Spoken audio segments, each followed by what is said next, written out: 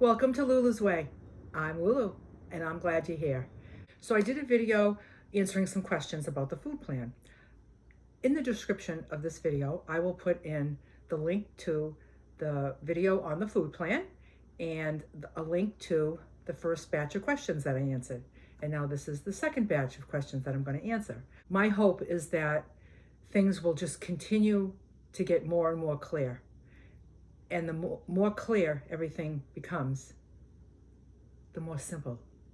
It's not about going from not knowing to knowing. It's more about like just confirming, and you just have to pay attention to how simple this is. It's so simple. And as soon as you embrace that's the simplicity of it and it doesn't feel so complicated, that's going to help with the long-term commitment. A question that a lot of people are asking is about exercise. What kind of exercise should we be doing? You do whatever you want. I believe that you can't exercise away bad food. So it's not like, let's exercise so we can accomplish something to do with your weight and your weight loss. That can be taken care of with food. It could be picked up a notch with the exercise, but in my opinion, it's like it would be 90% about the food. 10% would be about whatever exercise you're going to do. I mean, it's not like we're all going to go out like running for 10 miles, you know? So, you go out for a walk. Sure, that's really, really good for you. It's really good. I encourage you to go for a walk. But I don't want you to think that it's some kind of a requirement for results. You're going to get the results from the food, okay? But the results you're going to get from the walk is you're going to get some fresh air. You're going to get some movement, which is just really good for your joints. And you will burn some calories, but it's not going to make a massive difference in your weight loss. Sticking to the food plan 100% is what's going to make a massive difference in your weight loss. Now, I'm very active. I'll go for long walks, and you know me, I'm dancing and always moving around, but I don't really consider that exercise. Whatever you love to do that keeps you moving, do it. Because it's really helpful when you're not, oh, I got to go out for a walk now. Oh, I got to do 2 miles. I got to see how many steps I did. You don't really have to burden yourself with that. I'm not discouraging you from it. I'm just saying that there's some people that I'm getting the feeling that they feel like they're not successful unless they're exercising too. I invite you to begin to feel successful. Just take it one thing at a time. Get the food straight. Put all your energy and focus onto getting the food straight and getting different meal ideas planned out, and learning to weigh and measure everything precisely. You don't need to burden yourself with exercise that you don't want to do. If you want to do it, do it. If you don't want to do it, maybe that piece will come another time. That's my message, I guess. That piece will come. But right now, I would suggest that you work on the food, and whatever movement you can get is great. So people have been asking me, why is my food plan different? They're saying, you're making lunch, but I see that you put a grain in your lunch. Well, I'm not on the reducing plan, okay? The reducing plan, which is the one that I've presented to many of you that are watching this are interested in following, that is for losing weight. Why would I be on that plan? I'm not on that plan, okay? If I was on that plan for 10 years, I'd be wasted away to nothing. I needed to beef up my food plan. I'll tell you exactly what I've done right now. What it seems to be the sweet spot for me is exactly the food plan that I've presented here, which is the one for reducing. That, for me, it's plus a grain at lunch, plus an extra ounce of grain at all 3 meals. And I changed my eggs from 2 eggs to 3 eggs. So that's my food plan. So when you see me making a lunch, don't compare somebody that's on the weight loss journey to somebody that's maintaining. We're clearly going to eat more food, and you will too when you get there. But it's not as much as you think. I mean, when you really think about it, I'm having 1 extra egg, and that's only if I pick eggs, okay? And then the grain is increased only an ounce. I mean, that's not a lot.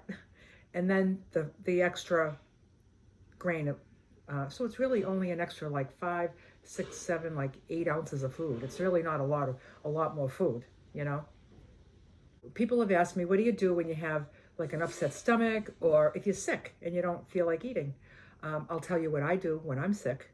I haven't been sick in a long time, but I have been sick since I have been on the food plan for the past 10 years. I have been sick, like I've gotten a head cold or like a bug or a flu or something. But I'll tell you exactly what I do. I still have 3 meals a day. And when I'm ready to make a meal, I say, what can I eat? What do I feel like eating? So for breakfast, a lot of the times I'm up for the breakfast. So I'll have the rice cakes with peanut butter and a piece of fruit, or I'll have 2 eggs and some sweet potato and an apple. When it's lunch, like sometimes like the thought of vegetables, it's just like if you just don't feel good, or maybe you don't want all 16 ounces, or you don't want any at all. But I just look at what's on my food plan for lunch and I decide what I'm going to eat out of that. So just say the thought of vegetables like it makes me nauseous. So I'm going to have the protein and the fat. This is on the reducing plan, okay? I'm going to have the protein and a fat, and that's it. That's all I feel like having. I don't want the veggies. Then have that. Then don't change your mind and don't have extra protein because you gave up the veggies. Just pick the actual serving size and have that. And you don't start wheeling and dealing different food groups for swapping out food groups and stuff. You don't do that. So you follow what I'm saying? So now, like at dinner, you might want to have the protein and the grain and the fat and not have the veggies. Or maybe you just want maybe just 3 ounces of veggies or something. Do you do that? Then you don't, if it's 9 o'clock at night and you're hungry because you didn't eat very much, just deal with it. This is what I do. Just deal with it. You're not going to be falling over, keeling over, and dying. You're probably laying down anyway because you don't feel good. You don't need energy for anything. Just wait till the next morning, and if you got that appetite back, pick up and start your food plan like you had been doing. That's what I do, because I don't want to be splitting up meals, and I don't want to be swapping things out. I don't want to say, well, since I'm not having vegetables at lunch because I can't stand the idea of it, but I really do feel like having an orange, so I'll have an orange instead of the veggies. Nope, it's just not what I do. You can do it. I don't do it. I don't do that. I just pick what's there for me for lunch, and I decide how much of that I want to have. And then the end. That's what I do. A lot of people ask me why I take so many supplements. If I eat so healthy, why do I take so many supplements? Well, I'll tell you my standard answer to that is that the produce department is my pharmacy and my supplements are my health insurance. You know, I don't know where my food comes from. I don't know the nutrient density of it. I don't know when it was harvested in the farm, and by the time it gets to me, I don't know how much time that is. I don't know how it's been handled before it gets to me. I don't know what's lacking there. I don't know. But I just supplement. And that's just what I choose to do. I consider it my health insurance.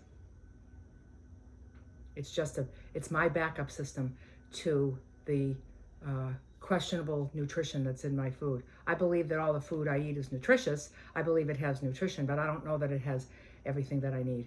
So people have been asking me how often I weigh in. I weigh in once a month. On the first of every month, I weigh in. I don't want to watch it every day. I don't want to watch it once a week, because to me, it's useless information. In my opinion, once a month, everything just evens out. I could just lose a few pounds in a couple of days and it's back on the next few days. It's just like a weight fluctuation. It might not even be weight. If you're sticking to your food plan, it's probably not even weight. It's just a weight fluctuation. And I don't need to be watching those and thinking like, oh, I'm up 2 pounds. How did I gain 2 pounds? I'm following this plan. This plan's stupid. I'm not doing that. I look once a month, and I look for one reason, for informational purposes only. All I want to know is if what I'm doing is working. What is my goal, and is what I'm doing helping me to achieve that goal? So today, my goal is to maintain my weight. So every month when I check in, I check to see if I'm still maintaining my weight in my 5 pound range. I have a 5 pound range.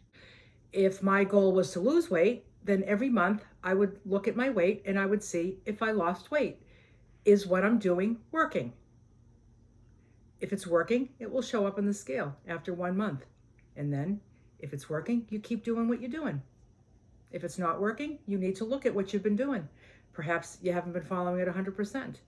So, with the volume of food on this food plan, it doesn't really allow for little cheats and stuff. If you're eating all this food and you're having little bits of cheats and little bites and tastes of things, and I'll just have a little bit of ice cream, and I'll just have one cookie.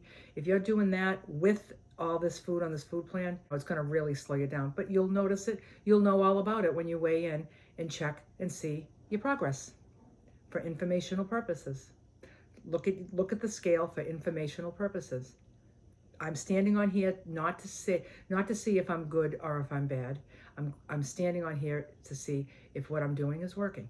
People have asked me, like, how long does it take for the cravings to go away? And how long before it becomes second nature? That's different for all of us. We all adapt to things a little differently. But I mean, it's just like, it's common knowledge that it takes 3 weeks to form a new habit. So let's just say 3 weeks, until all that sugar is out of your body and you're in a groove. It becomes second nature, and it becomes easier when you've embraced it, when you're not wishing you weren't doing it. If you're eating like this every day and you're just loving yourself for it, you're just so excited, and you really love the way you're treating yourself and you're feeling better. And if you just like love this food plan instead of thinking this is something you have to do, that's going to make that whole second nature thing. You'll be right in that groove, and you'll be like, this is really great. When you look at the foods that you're not eating anymore, like all the sugar and all the junk food, if you look at that stuff and you say, I don't eat that, instead of I can't eat that, big difference. Big, huge difference. If you say, I can't have that, that insinuates that you want it. You really want it, but you're holding yourself back. But when you say, I don't have it, it just means I don't eat that. It would be like if somebody said, would you like a cigarette? You'd say, oh, I don't smoke. You wouldn't say, I can't smoke. You'd say, I don't smoke. Oh, would you like a cookie? No, I don't eat cookies. Why? Why don't you want a cookie? Oh, I don't eat them. Instead of I can't. If you can really adopt that feeling, it's just, you just don't eat it. You don't eat it. If you could just feel that right down to your core, life will be sweet. Life will be sweet. So somebody asked me if you could use avocado as a fat. I don't do that. I just, the fat servings are listed on there. Those are the fat servings. The avocado is under veggies, using sparingly. I would say from a quarter of an avocado to a half an avocado a day, no more than that, or your weight loss will probably stall. I have like a half of an avocado a day. I wouldn't know how to list that as a fat. Get yourself some good oils and use the oil for your fat. Somebody asked me, you've been doing this for so long, like you must know what portion sizes look like by now. So why do you keep weighing your food? Why don't you just eyeball a meal and not bother weighing? And I thought of that once, and I thought, yeah, I could do that. And then I thought, no. Then I thought, no, I'm not doing that. You know why I'm not doing that? Because when I put all my food on the scale, I know it's precisely what I need to accomplish my goals. And also, what I have in between meals, you know what I have? I have a peaceful mind. I don't have to think anything about the lunch I had or the dinner I'm going to have. I don't have to think anything about whether it was too much or too little. I don't have to think about that at all. If I was putting a meal together and eyeballing it, I can see it now. It would be 3 o'clock in the afternoon, and I'd say, geez, I wonder if I made that lunch a little bit too small because I'm kind of feeling a little hungry. Or, oh my God, I'm feeling really bloated. I wonder if I made that lunch too big. You see what I'm saying? I don't want to play. What I have in between lunch and dinner is total freedom. I don't have to think about anything. I had the lunch, everything I ate, if it was huge and I was full and I almost couldn't eat the last 2 bites because I was so full, I know I wasn't overeating. And I like that. I will never stop weighing and measuring my food, God willing. Somebody asked me if you have the 16 ounces of veggies twice a day or once a day. You know, if you look at the food plan, every single question is answered. There's nothing complicated about this. It says 1 serving of veggies equals 16 ounces of veggies. Then it says at lunch, 1 veggie serving. It says dinner, 1 veggie serving. It's just 16 and 16. Just if you take it literally, there's nothing wrong on it. There's nothing vague on it. It's just very, very literal. And I'm just saying, I know it seems like a lot, but it's a nice, big, huge meal of nice, fresh veggies. Enjoy every bite. People ask me a lot, do I have set times that I eat? I do have set times that I eat, although they're not set in stone. But for the most part, I eat like breakfast about 7 a.m., I eat lunch at noon, and I have dinner at 5. Sometimes I'm eating breakfast at 6. Sometimes I'm eating breakfast at 8. It depends on when I get up. So that's all depends on when I get up. I would say average about 7. When I get up, the first thing I do, supplements, and some of those supplements take time. I need some on an empty stomach for half an hour, and then I have about 40 minutes worth of wait time on different supplements before I can eat. So I just get up and I just, get all my supplements ready. I get my teeth brushed. I make my dandy blend, and then I get everything out to make my breakfast, and I have everything ready for when it's time for me to eat. So whatever time that is, it depends on when I get up. At noon, I'm ready. At 5, I'm ready. If I'm out and about and I don't get home till 5:30, or I'm eating lunch at 1, it does happen once in a while, but it's typically around that. I'm going to say 99 times out of 100, I'm eating at noon and 5. And I like it like that. I can plan, because you know why I like to have set meal times? Because I plan my life around it, around them. I plan my life around my meal time. Like everything is planned around it. So I would never make an appointment for noon or 12:30 because I'm eating then, and I just plan my life around those times. Hey, some people are planning their life around dialysis treatments. You have to do that too, right? So if you have something that needs some health issue that needs attention, you have to plan your life around doctor's appointments and treatments and things like that. So it's like you plan your life around things that are important. And if you're not well and you have healthcare commitments, those come first. So in my life, my nutrition, which I believe keeps me healthy, it comes first. It comes first. So it's not that crazy to put that first and to say, no, I'll meet you at 1. I can meet you at 1. 12:30 is too early for me. I don't even have to say why, and then I just make it work, So if you have any other questions, feel free you can either email them to me at lulusway@gmail.com, or you can leave me a post on the Facebook group, Lulu's Way, Healthy Food, Healthy Life. You can leave me a post there with the questions. I try to answer them there too, but I also write them down to answer them for other people in videos like this. Even if it's just to keep you pumped up and motivated to keep going, just hearing somebody talk about it I know there's an awful lot of people that have hopped on board and that are starting to serve themselves well. And I tell you, it makes me smile. And I hope you all stick in it for the long haul because it's worth it. It's worth it. It's worth all the time. It's worth all the effort. It's all worth all the things that you're not eating anymore. Worth it. Totally worth it. You all have a wonderful day, taking good care of yourself. Enjoy your meals today. And bye for now.